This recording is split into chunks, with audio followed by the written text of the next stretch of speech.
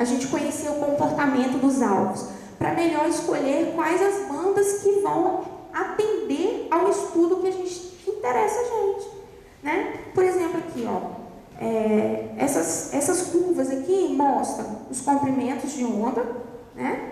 Que vão variar do visível até o infravermelho médio. A gente tem ali visível, está variando de 0,4 a 0,9, mais ou menos, 7,8 aqui. 9 não, desculpa, gente, 7,8, antes de 0,8.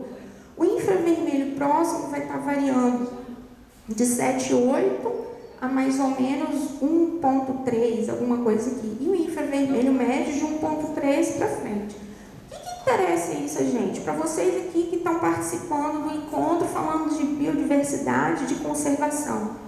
O mapeamento de vegetação, óbvio, né? Então, quais seriam as faixas que mais interessariam para a gente? Trabalhar com satélites em faixas, por exemplo, do infravermelho próximo. A gente consegue identificar melhor a vegetação. Eu vou trabalhar com um satélite em bandas, por exemplo, aqui na faixa do visível. Olha, consigo ver melhor, né?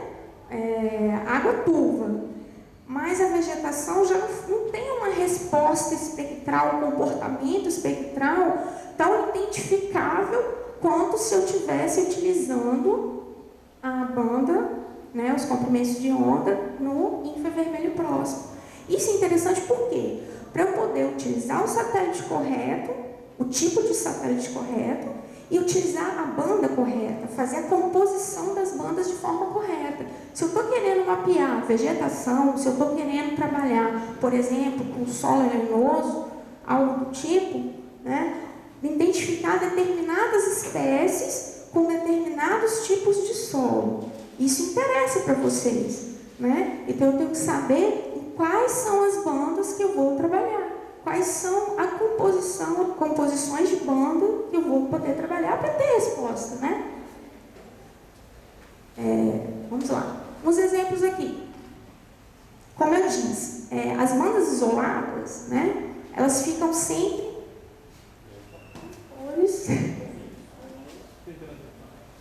Um réu.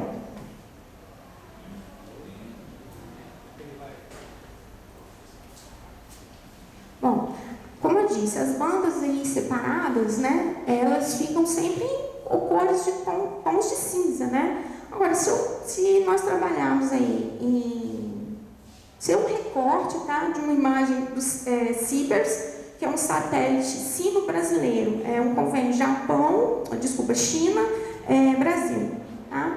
Então, seria um recortezinho aí, só para a gente ter uma ideia, né? Banda 1. Comprimento de onda aí vai estar variando de 0,45 a 52 seria na banda azul, a banda 2 de 0,52 a 59, banda verde, né? Banda azul dos CIBERS, o que a gente poderia estar utilizando? Para mapeamento de águas costeiras, diferenciação entre solo e vegetação. Na banda 2, no verde, mapeamento de vegetação, qualidade de água. Tá vendo que muda? As bandas mudam. Por quê? Porque o comportamento que está recebido, o comportamento espectral, o que o sensor captou para aquela faixa de energia emitida. O que foi absorvido, foi mapeado, né? E foi captado para cada banda daquela a identificação. Olha ali, gente, na banda 4, que é do infravermelho próximo, ó, delineamento de corpos d'água, mapeamentos geológicos, áreas úmidas, agricultura e vegetação. Fica bem definido, marcado, onde seria a parte de vegetação. Seriam essas partes aqui em volta do delta aqui do rio. A hidrografia está escura. Bom, tá péssimo essa tabelinha aqui, mas eu vou falar aqui mais ou menos, eu acho que não está dando para o pessoal enxergar direito, mas eu vou falar algumas características de alguns satélites, né, que são utilizados. Bom, Landsat, que é um satélite bastante antigo, da época de lançamento de 70, da década de 70, né? CIBERS, ícones, Spot e QuickBoard. Bem rápido mesmo, tá? No sistema ali, Landsat, A resolução temporal dele é 16 dias. O que seria a resolução temporal? Ele demora 16 dias para estar mapeando o mesmo ponto no globo, né? Mapeou nesse ponto, vai demorar mais 16 dias para estar passando por esse mesmo ponto.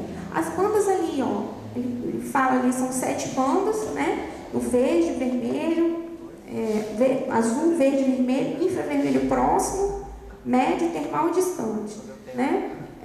Com uma resolução espacial, que seria o quê? O tamanho do pixel, o tamanho da área que está sendo mapeada, 30 metros, tá?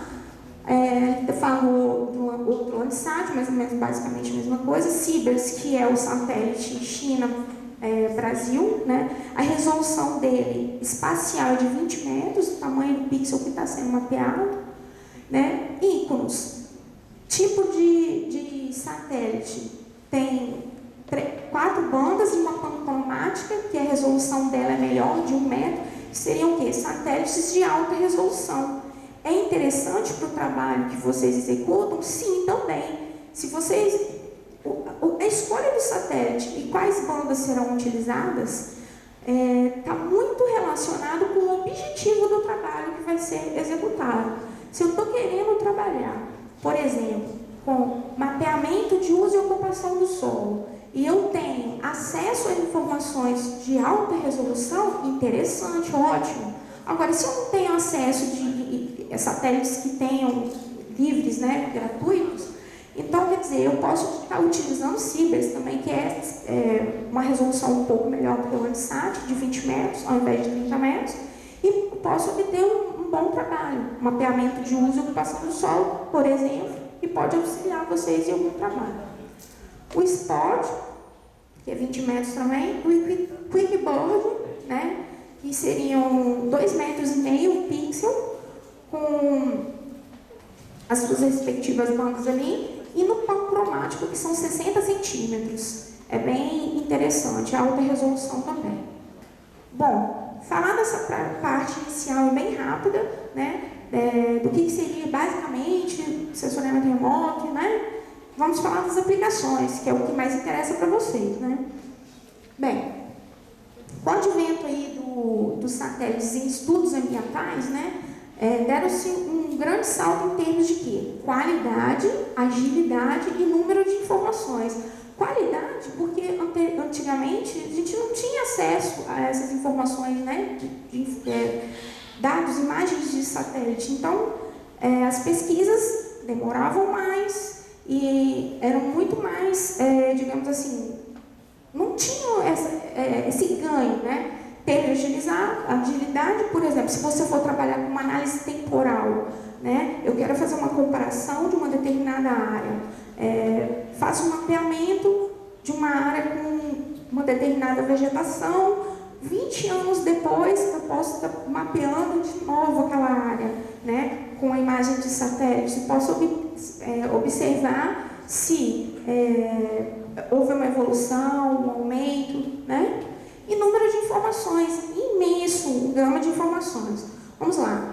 Então, por meio aí do uso, né, dessas informações, é possível atualizar a base cartográfica existente, que existe, né?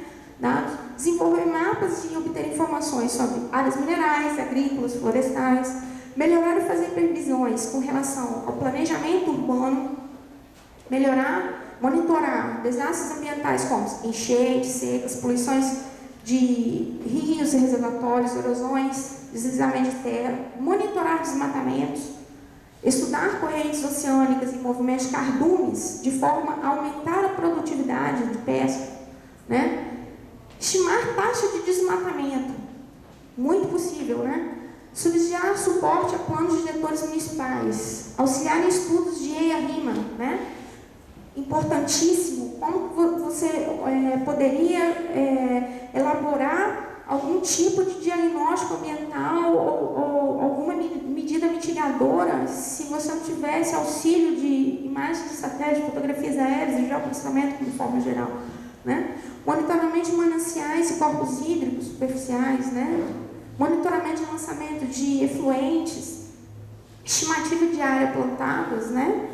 Identificação de áreas de preservação permanente e avaliação do solo. Estou passando rapidinho porque tem um monte de foto aqui legal para passar para vocês.